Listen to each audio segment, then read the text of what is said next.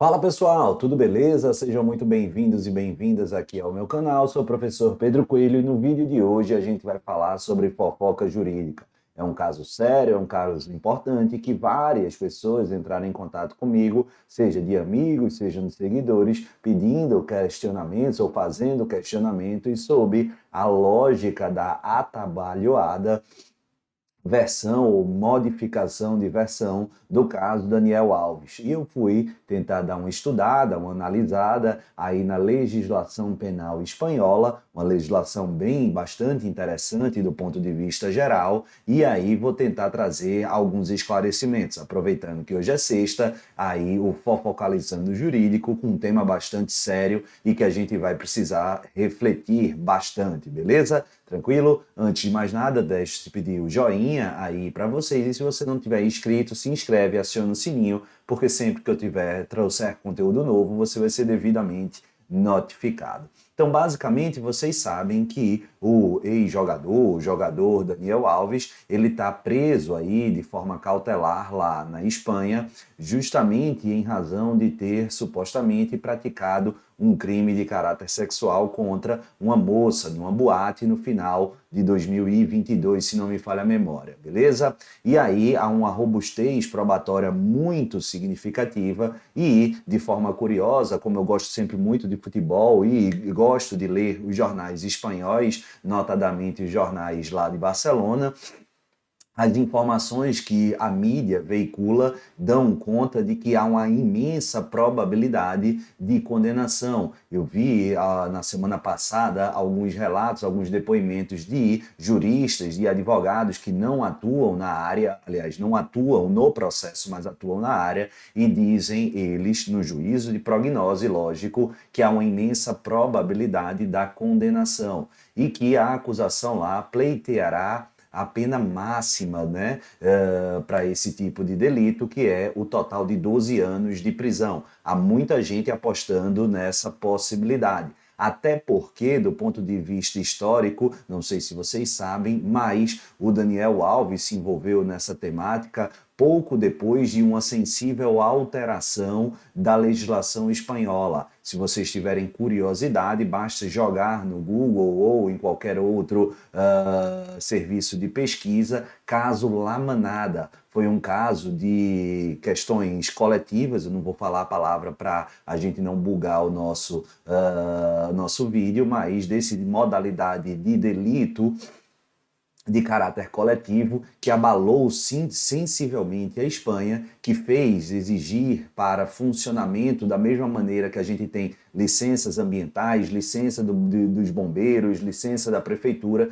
também um selo, uma espécie de licença específica, demonstrando que para esse tipo de crime, as casas de festa, os restaurantes, as casas de shows, etc., teria uma pronta estrutura para seguir um protocolo de atendimento às moças, às mulheres vítimas desse tipo de delito. E esse caso também ensejou mudança e um recrudescimento no tratamento punitivo do tipo de modalidade. E foi exatamente isso, é um caso emblemático para a gente ter conhecimento dessas situações, o caso do jogador Daniel Alves. Por quê? Porque esse protocolo ele foi posto em xeque, foi acionado e rapidamente a estrutura lá da casa de show, da boate, atendeu a moça e chamou os paramédicos, os médicos, toda a prova foi coletada, material genético, enfim,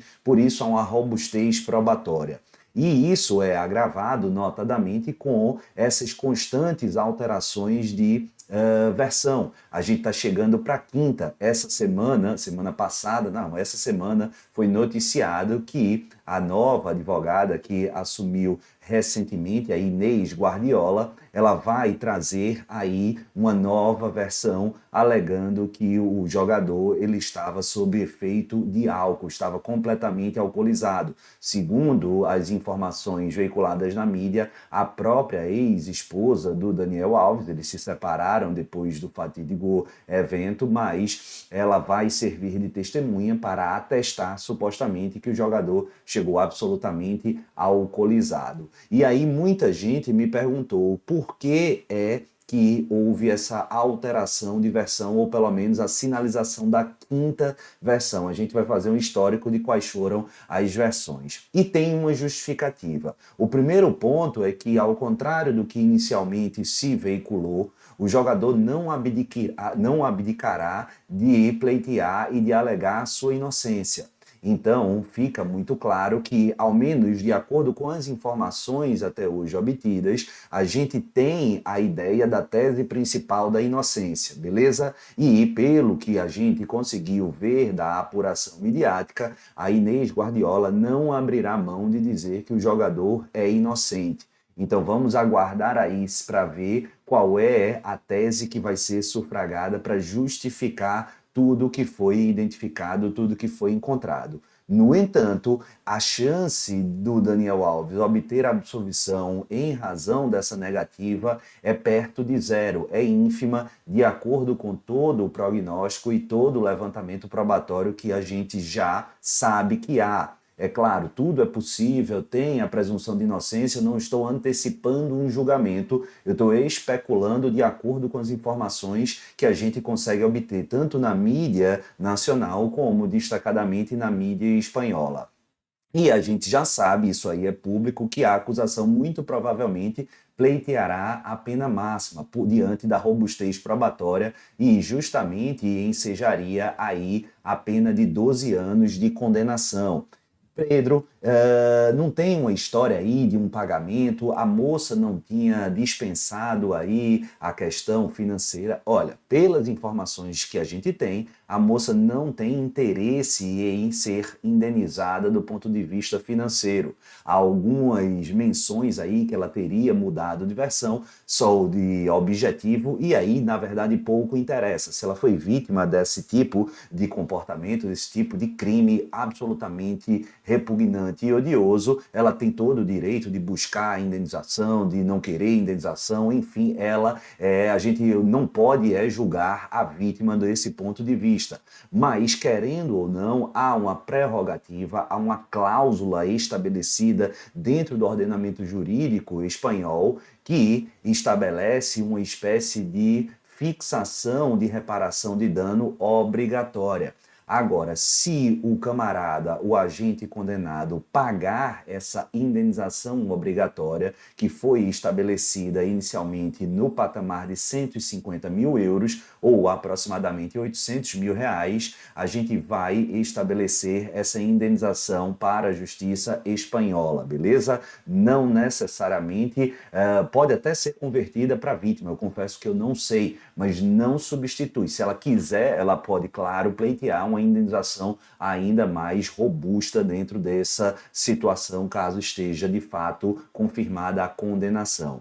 Mas o porquê é importante para fins pragmaticamente dosimétricos essa indenização que já foi depositada, os 150 mil euros? Porque ela, em caso de condenação, ensejará uma atenuação da pena. É muito estranho para mim e muito estranho para nossa lógica que um odioso crime desse possa ter a pena privativa de liberdade decotada em razão do pagamento de uma indenização. É quase que, de fato, a compra parcial da sua liberdade. Então vamos imaginar que ele venha a pegar 12 anos, se ele paga, como já pagou os 150 mil euros, ele tem uma redução de até um quarto da pena, de até 25% da pena. É por isso que, caso ele pegue esse patamar de 12 anos, ele teria aí a possibilidade de redução em 3 anos, restando-lhe 9 anos a serem cumpridos, fora a eventual detração, beleza? Tranquilo? Esse é o primeiro ponto. De acordo com a mídia e que não foi negado, muito provavelmente aconteceu isso, esse valor, considerando que os bens do Daniel Alves estão bloqueados, ele foi pago pelo jogador Neymar, que são amigos, enfim, aí cada um analisa, não sou eu que vou aqui julgar o que um faz ou o que outro faz. Mas, tanto o pagamento, pelo que a gente consta, de um acompanhamento por uma equipe de advogados é patrocinada pelo jogador ou pelas empresas do Neymar, assim como esse valor de 150 mil euros foi bancado ou emprestado pelo ex-jogador e seu pai, beleza? Tranquilo? Agora, vamos lá. Voltando especificamente, por que quarta versão? Aliás, quinta versão. Vamos recapitular quais foram as versões. Logo que o caso estourou, o jogador disse: eu não conheço essa moça, é tudo mentira. Só que, logo depois desses primeiros depoimentos, o castelo de areia dele começou a cair e começaram a pulular as evidências. E aí ele disse, reconheceu o fato e disse que entrou com a moça no banheiro, mas que nada aconteceu. Logo depois, a gente teve a terceira versão. Ele afirmou, desta feita perante a justiça, que houve um relacionamento, mas apenas de forma oral.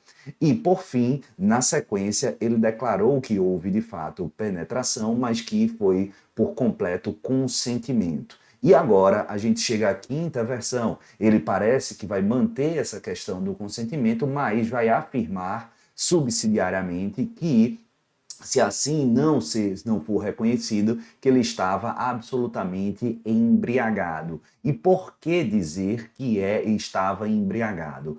Aqui a gente, para entender concretamente essa lógica, para além do desespero que fica muito evidenciado, denota aí uma absoluta incerteza e fragilidade das teses defensivas. A ideia aqui é, de certa maneira, no desespero, caso de condenação, a gente tem a combinação de 3 dispositivos do Código Penal espanhol que podem justificar ou pelo menos explicar essa tentativa de certa maneira desesperada. Refiro-me aos artigos 20, 21 e 66 do Código Espanhol. O artigo 20, esse é o menos provável, mas ele estabeleceria aqui, deixa eu só separar, que quem no momento da prática do crime encontrava-se em estado de completa embriaguez, ele teria a isenção da responsabilidade criminal. Dificilmente esse dispositivo ele será aplicado, porque mesmo em estado de embriaguez, ao que tudo consta das imagens e tudo mais, não há suficiência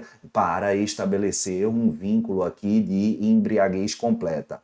O artigo 21, por sua vez, ele entabula uma atenuação, uma circunstância atenuante do culpado atuar devido à sua grave dependência das substâncias mencionadas no artigo anterior, entre as quais o álcool, e, por fim, o artigo 66, que aparentemente é aquele que estabelece uma maior esperança, ainda que pequena, para a tese defensiva, vai dizer que na aplicação da pena, nos crimes dolosos, como é o crime em questão, juízes e tribunais observarão quando a existência de circunstância atenuante ou agravante, e quando houver circunstância atenuante, poderá ser aplicada a metade da pena na lei prevista para o crime. Então há uma expectativa mais otimista da defesa que, em caso de condenação, uma vez sendo reconhecido esse estágio de embriaguez como circunstância atenuante da pena, ele possa aí ter essa pena não de 12 anos, mas sim de 6 anos. Sinceramente, não acredito que é uma manobra